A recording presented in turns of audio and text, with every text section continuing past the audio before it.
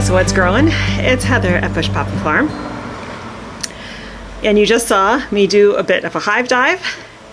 Some cool stuff going on in there. But what today's video is actually about is a walk around the June garden. Okay, so I gotta get myself out of the bee suit first before we can do anything. Compared to last year, the bees are looking amazing. I mean, so last year we didn't have nearly as much cold weather so late. So that's been a partial problem this year in that the bees missed a lot of the first nectar flow. But they seem to have caught up because last year when I did hive dives, they were laying, the queen was laying brood and, they seemed active enough, but they swarmed 3 times and there was not much in the way of honey and the hive felt really light. This time, I can barely lift those top boxes. They are so packed with honey. In fact, I had a hard time getting some of the frames out because the comb is so thick between and just packed with honey is dripping down in there, which is great for the bees. That's food for them too. So I was finally able to get one of the boxes off to check the bottom box, and I could see a lot of drone brood and also, this is interesting, hatched but dead queens. So what's interesting about that is just the other day, it's 3 days ago now, I was hanging out watching TV and I heard the loudest noise. I was like, that's bees. And I looked out my window and I could see a swarm in one of my trees right out the window. But by the time I got my shoes on and came outside to check on them, they were gone. They were heading towards our redwood trees. I could see them, the big cloud in the sky of bees. And so I didn't know if they came from my hives because last time I checked, which was like a week before, there was still plenty of room in those hives. Now, there's also plenty of room in these hives. There's lots of unfilled frames in both hives. Not lots, but enough. So there shouldn't have been a need for them to swarm unless they just decided it was time, even though they weren't overcrowded. So anyway, they're looking great. I didn't take the time to find the queen because, like I said, the boxes are so heavy. I kind of need a partner to work myself through that. But I think she's been busy. They've clearly been busy making honey. So that's all exciting. So let me get the rest of this bee suit off and then we'll do a June walk through the garden. Okay, I was going to ask one of my kids to film, but they're busy doing stuff, so I'm not going to bother them right now. Starting with the bed by the garage, some of the flowers that I planted are looking so pretty. I think that's a Clarkia. I could be wrong, but the lavender's starting, and of course back there you can see the bees. They are very, very busy, happy. I was very pleased by what I saw in there. This succulent still blooming, which looks so nice. That's a penstemon back there. And then over here, the old daffodil bed. We've got some yarrow and echinacea stuff that I planted. That's mostly peppermint. We've got some California poppies coming up. This is, I think that's Clarkia also. This is seeded with California wildflowers and it needs to be watered. We've got a random snapdragon there and some yarrow. These pots starting to get exhausted, but they have lavender in them, so I'm going to keep watering them. There's some baptisia here, which is, it's doing okay. It's not really growing, but it's not dying. All right, so little jungle back here. There is peppermint and lemon balm that escaped from this bed years ago when it was a herb bed. Garlic is getting rust, so it's very, very soon I'm going to pull this out. But I want to leave it a little while longer because it's only just now starting to brown, and I want to make sure those bulbs can get as big as they want. I might take these guys out because they look closer, but these guys still have a ways to go. I don't want to harvest really tiny bulbs if I can help it. Blueberries producing, potato bed looking good, starting to die back in places, which means that pretty soon we're going to be harvesting. But again, I want to give them as long as possible. Pomegranate, oh, look at here. And you see that? That's a pomegranate flower. So hopefully we'll get some fruit this year. I see a couple of them on there actually. This grape back here has a number of clusters on it. And here's what a grape cluster looks like. So cool, I'm so excited. That's a red seedless, it's gonna be yummy. And then this is just one of our thornless blackberry bushes. I mean, it's just loaded with blackberries. Asparagus bed doing well. I'm going to let them grow all year and then cut them back in the fall and before winter sets in, and then we'll have actual spears in the spring. This bed is a whole mishmash. Tomatoes, peppers, which are not flowering yet, which is not surprising. I gotta tell you, we went down into the 40s again the last 2 nights. That's ridiculous for summer. It's just crazy. And today is the solstice. So we've got a bunch of different kinds of beans here. They're starting to flower. This one's starting to climb. Those are onions that are coming out soon. Like this guy right here is ready because the stalk fell over. It's not very big. I planted these back in like the fall and they just didn't do that well. I mean, it's an onion, but it's small. That's okay, I'll take it. And then this is potatoes from last year that I guess stayed in the soil, and we will harvest those because this bed will get turned over, at least this portion of it. Just looking at that blackberry, that's a plant there and that's a plant there, and they're forming this really cool arch. That's some of our blueberries getting ready. It's taken a really long time because it's been cold for so long. So yeah, still lots of berries on these. I haven't even started harvesting yet, but I got to start soon so the birds don't get them before I do. One side of the pollinator bed here. Everything's starting to flower, looking very lovely. And the bees are enjoying it too. Cucumbers and squash finally starting to put on some growth, and we've got nasturtiums popping up in there, and actually some carrots popping up from being seeded long ago. So hopefully these guys will start climbing this trellis soon. And look at the roses, they're just crazy. I've been harvesting on these like crazy and they're still pumping out, but they're really pretty. You can even see them from the road. And look at this buddleia. That's a huge stalk, but look how gorgeous that color is. Okay, we've got a trio of different types of tomatoes here with some peppers that are getting eaten a little bit, but we've got marigolds to help them out. Coming through here, this is the other side of the pollinator bed. We've got this beautiful penstemon. Here's the other part of the buddleia. Just all kinds. We've got milkweed. Just really pretty stuff in here. And even though some of the apples aborted, we do have 5 apples on this tree, which to me is super exciting because we've waited for 5 years for these. This right here is actually an evening primrose, which is just pops up here wild all the time. And technically it's a weed, but I think they're pretty, so I leave them. So we have dahlias in this bed. This bed is a whole mess of stuff. It's we've got some two rosemary up in the front. We've got some corn growing, and then the dahlias that were all in this bed that overwintered, a lot of them are coming up. We have scabiosa here. This one is, I think, Black Knight, and I think there's also, yeah, this one is Fire King. Our tomatoes that are on Florida Weave are doing well. Also got some marigolds there. All of the, like I said, dahlias coming up here, and the squashes are starting to do great. Let me get these out of the way here. Oh, and even our, that's blackberry. They were teeny tiny when I put them in, and they're actually gonna give us a little bit of fruit this year, which is crazy.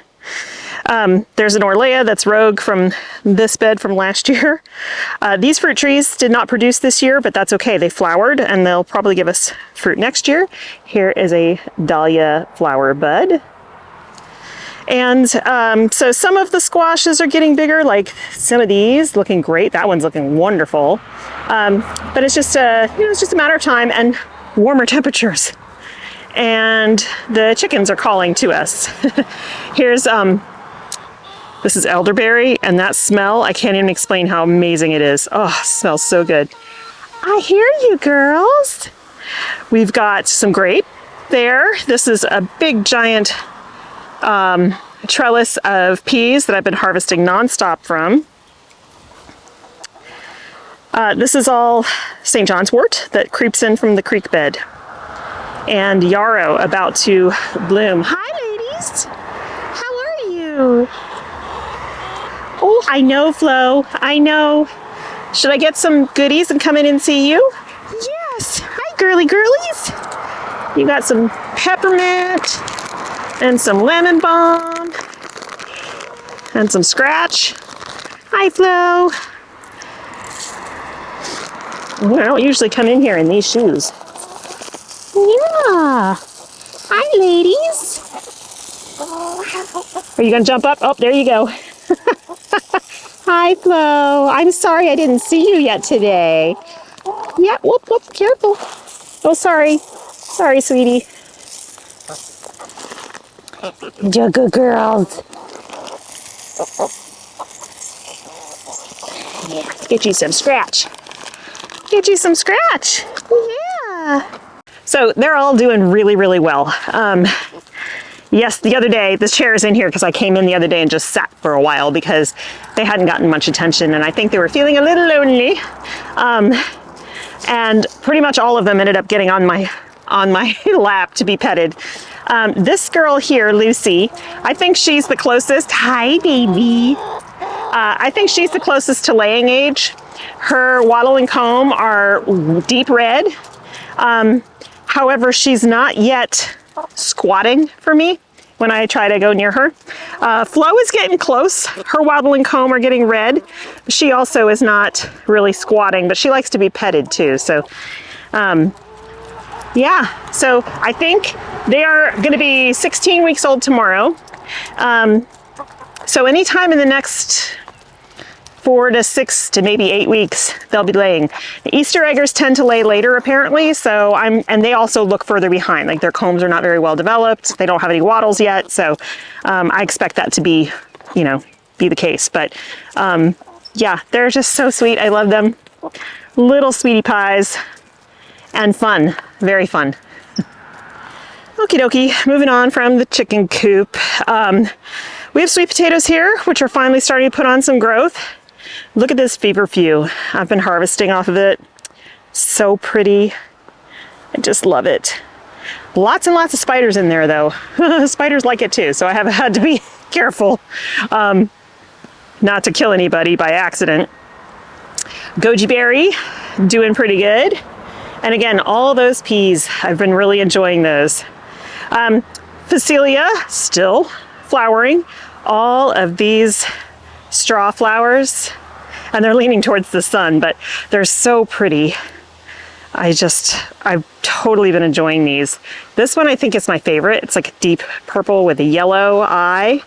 There's another one over there. These white ones though are really pretty because they have like a rose color to them as well. And then I've got some other ones over here that are solid white with yellow. Yeah, so pretty.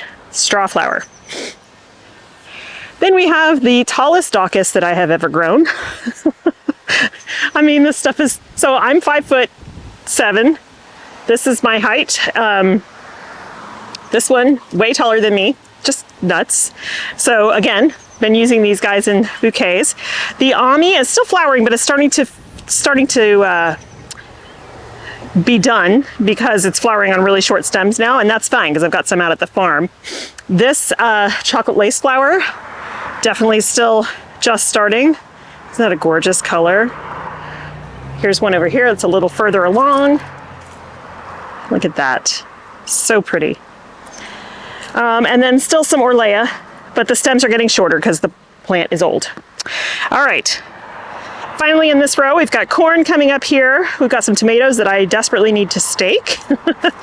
And the snapdragon's still blooming, but you can see they're getting yellow and rust. And so, I'll still get some blooms off of them, but they didn't do that great this year compared to last year. And I totally attribute that to the crazy weather we've had. Statice, definitely still harvesting off of that. Not the thickest stand that I've ever had, but it's still working. And then Starflower. which is the coolest little bloom. I've been really enjoying those in bouquets. I hear you, Flo. Okay, along the front walk, most of the azaleas are done now. I've been trying to, every week or so, come in and pull up the remaining dead daffodil leaves. But the lavender is really happy, and we have multiple varieties in here, so it's looking really good. And then that pink flower back there, that is monkey flower. And this is a salvia. So there's plenty of bee food in here.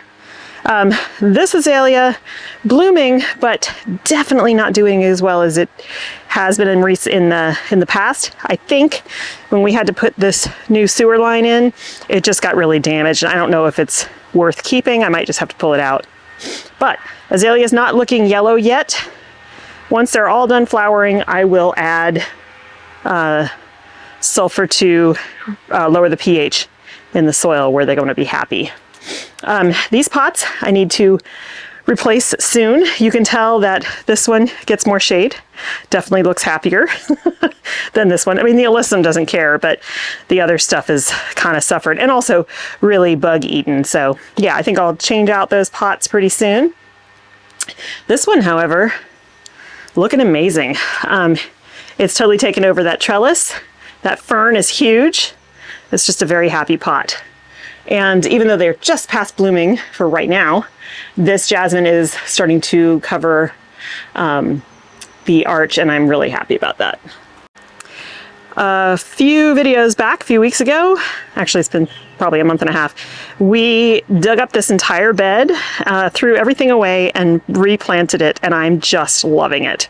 These pots are looking great. These are sun gold tomatoes in the back, and they will be giving us tomatoes soon. But look at the sunflowers. Those are dwarf sunflowers, the yarrow, the lavender, and all the creeping thyme and stuff on the ground is starting to fill in. Just looks awesome. This is the same pot as the other one. However, this is a dahlia, whose tuber is super deep and I can never find when I go to plant the tulips in it in the fall. So it comes back every year, but it never flowers. It's the weirdest thing. So we'll see what happens to it this year. Container garden, doing fine. You see the lavender is blooming. We're finally getting warm enough weather that the basil is starting to grow. I mean, it was just sitting there for the longest time. These pots are starting to fill in a little bit, but yeah, look at that lavender. And this little hydrangea back here, macrophylla, pretty blooms. And the citrus, lots of blooms. I thought this thing had died. This is a Meyer lemon. This is a key lime. And not only are there lots of blooms, there's lots of fruits on it as well. And then this back here is my other Meyer lemon, which is much older. Doesn't have a whole lot in the way of blooms on it, but that's okay because look at this green growth. It was really yellow last year. It's happy now, even though it had a rough winter. Been harvesting tons and tons of strawberries off of this tower, and the herb tower we've also been harvesting from. All right, excuse the unmowed lawn. This is the mess that is the cottage garden, but I kind of like it that way. It's very quirky. We've still got some columbine popping up here and there. Penstemon, the lupins are pretty much finished. Look at the seed pods on those, are huge, right?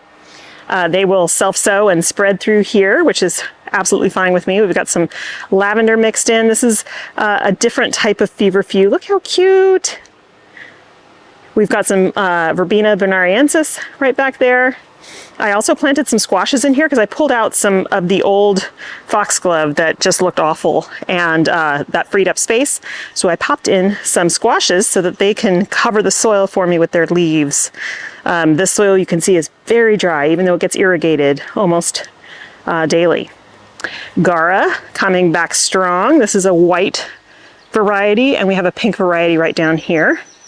So we have germander, and the irises have faded. We've still got some Dusty Miller in here, and Lady's Mantle, Alchemilla mollis, Nepeta, different salvias. So just a whole variety of things that we've popped in over time. And I love it. I intentionally planted this guy, and then it helped itself self-sow into the yard, which is fine with me. It's feeding the bees. Dusty Miller, and here's that pink Gara. Look how pretty that is. I did not read the package carefully enough, the tag. Otherwise I would have put the garas in the back of the bed, not in the front. So this Dusty is getting ready to bloom. Isn't that cool? They are yellow flowers when they come up.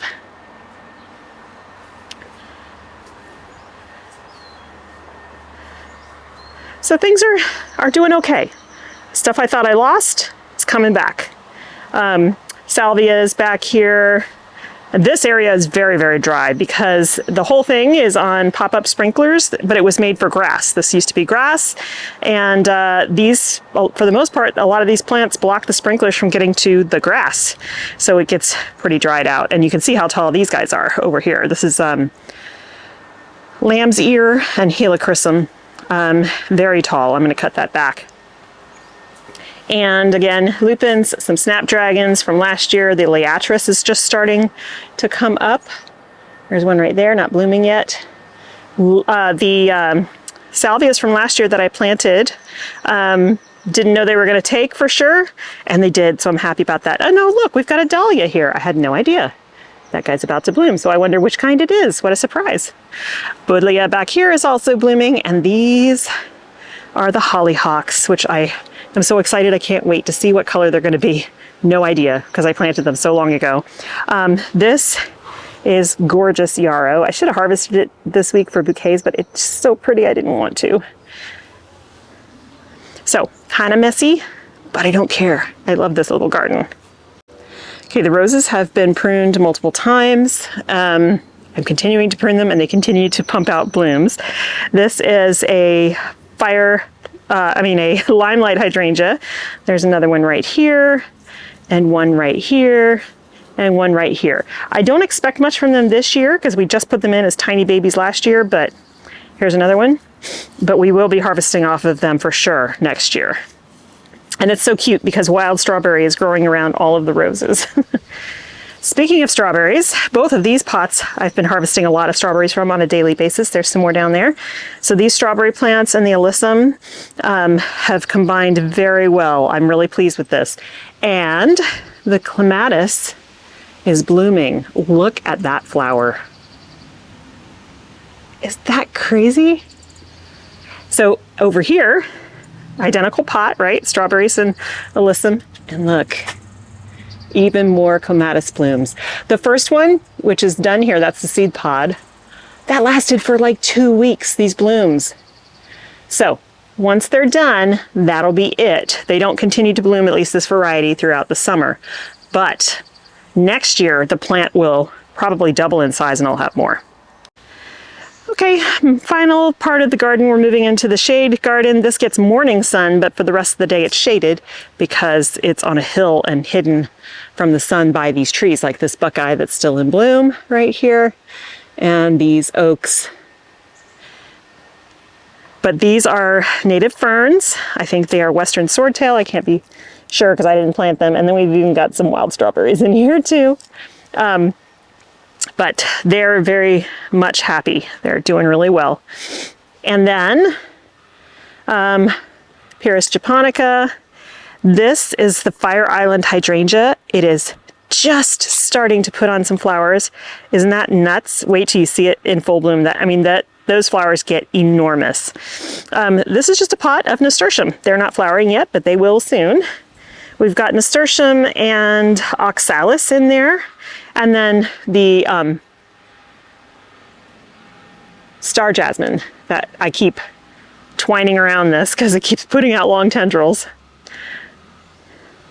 Back here, it's more of the shade garden. We still have more wild strawberry in here, and the euchera, the line of euchera here, and that huge fern. Look at that.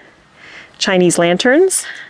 And then still with the hellebores. I mean, those blooms came out in December. Yeah, crazy. This part nobody ever really sees because it's kind of behind the greenhouse. We've got some kind of, I don't know, it might be a kind of jasmine. Yeah, it's a jasmine because we have it growing on the pool pump shelter there. This giant thing is a wild blackberry, and it is big. I Probably should remove it just because it will take over everything, and it has massive thorns. We do have some euchre and stuff back here from when it used to be a garden bed before the greenhouse was here, but I haven't done much with it. And we do have some comfrey there. Side of the greenhouse, a limelight hydrangea. There's another little one right there. And then these pots I planted up, I don't know, maybe March. This is albuterol, I think. It's definitely not doing well. Look at that. It's been eaten alive by things. But, you know, I'm okay with that. That's a perennial. I will cut back some of the stuff. I'm not going to worry too much about it. The heuchera is doing okay. These are all limelight hydrangeas. Look how big this guy is. That's going to give me lots of flowers. I wonder what's going on here. Maybe that's just a normal thing, but I'm going to keep an eye on that. It looks weird to see the leaves curled like that, but they may just unfurl that way. So, yeah. Okay, and then there's the identical setup over here. And in the greenhouse, there's not much going on. We're going away this weekend to college orientation for Dylan. So I'm not starting the seeds today, which I could because I have a whole bunch of seeds to start. But I'll come and do that when we get back on Sunday. So right now, all we've got is some Bibb lettuce, some Tulsi basil. This sweet banana pepper hasn't even germinated yet, and I think because it's been so cold. Celosia, and more baby's breath, and more zinnias.